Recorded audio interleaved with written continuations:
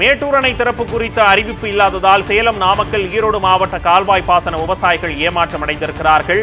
தாவேக்கா அரசால் டெல்டா மாவட்ட விவசாயிகளைப் போன்றே சேலம், நாமக்கல், ஈரோடு மாவட்ட கால்வாய் பாசன விவசாயிகளும் கவலை அடைந்திருக்கிறார்கள். மேட்டூர் அணையிலிருந்து கால்வாய் பாசனத்திற்கு தண்ணீர் திறக்க தாவேக்கா அரசு அறிவிப்பு எதுவும் வெளியிடாததால் விவசாயிகள் ஏமாற்றம் அடைந்திருக்கிறார்கள். தாவேக்கா அரசின் நிர்வாக திறமையின்மை, முறையான திட்டமிடுதல் இல்லாமை காரணமாக கால்வாய் பாசனத்திற்கு தண்ணீர் திறக்க முடியாத அவல நிலை ஏற்பட்டிருக்கிறது. முந்தைய திமுக ஆட்சியில் ஒவ்வொரு ஆண்டும் குறிப்பிட்ட நேரத்தில் விவசாயத்திற்கு தண்ணீர் திறக்கப்பட்டது என்று விவசாயிகள் தெரிவித்திருக்கிறார்கள். அண்மை செய்தியாக தற்போது பார்த்துக் கொண்டு வருகிறோம்.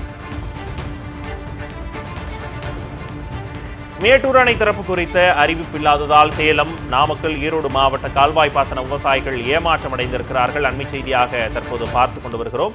இது பற்றிய விரிவான தகவலை தருவதற்காக சேலம் செய்தியாளர் சக்திவேல் நம்முடைய இணைந்திருக்கிறார். வணக்கம் சக்திவேல், கூடுதல் விவரங்களை பதிவு பண்ணுங்க.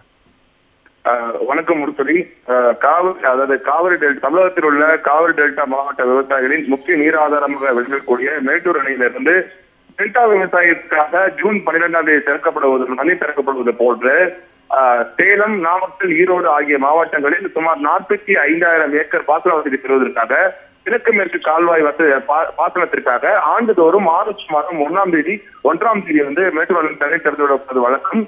கடந்த பல ஆண்டுகளாகவே இது போன்ற ஆகஸ்ட் மாதம் 1ஆம் தேதி குறிப்பிட்ட காலகட்டத்தில் தண்ணீர் திறந்து விடப்பட்டது.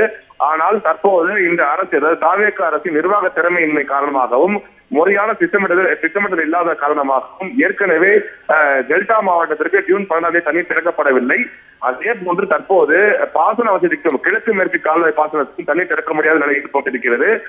மேட்டூர் அணையில் போதிய நீர் இல்லாததன் காரணமாகவும் கர்நாடகாவிலிருந்து நமக்கு பெற வேண்டிய நீரை பெற்றுத்தராத காரணத்தினாலும் போதிய நீர் இல்லாததால் தற்போது இந்த கிழக்கு மேற்கு கால்வாய் பாசனத்துக்கு தண்ணீர் திறக்கப்படாத நிலை இருக்கிறது.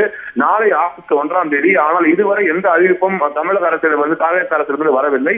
இதன் காரணமாக சேலம், நாமக்கல், ஈரோடு ஆகிய 3 மாவட்டங்களில் உள்ள விவசாயிகள், அதாவது 45,000 ஏக்கர் பாசன வசதி பெறக்கூடிய விவசாயிகள் மிகுந்த ஏமாற்றத்தில் உள்ளனர்.